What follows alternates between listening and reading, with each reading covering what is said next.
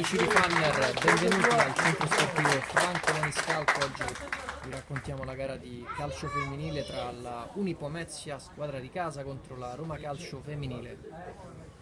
Tirare la numero 2, supera un uomo e la conclusione, il palo clamoroso della numero 2 Falloni. Calcio d'angolo battuto dentro, la spizzata rimane lì, ancora un pericolo e la rete dell'1-0 della Roma Calcio femminile.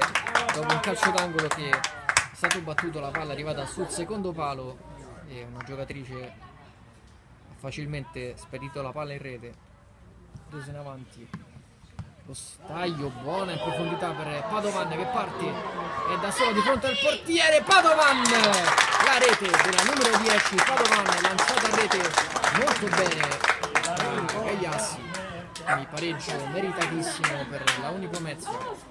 Sull'angolo dentro l'area, stacca la numero 9 Rossi, la palla rimane lì e il gol della numero 11 sgambato.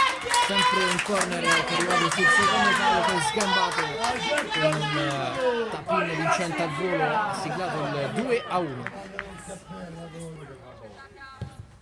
Un tiro pericoloso, c'è il gol incredibile della numero 14 Carbone, arrivato da una distanza di almeno 30 metri, ha sorpreso lo staglio e quindi 3-1.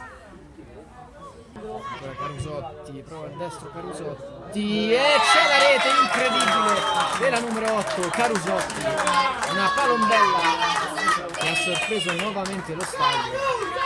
Anche questa volta lo staglio in parte colpevole, ma comunque ottimo tiro di Carusotti. 4-1.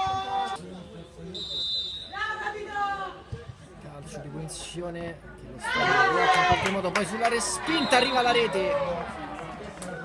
La rete del 6-1.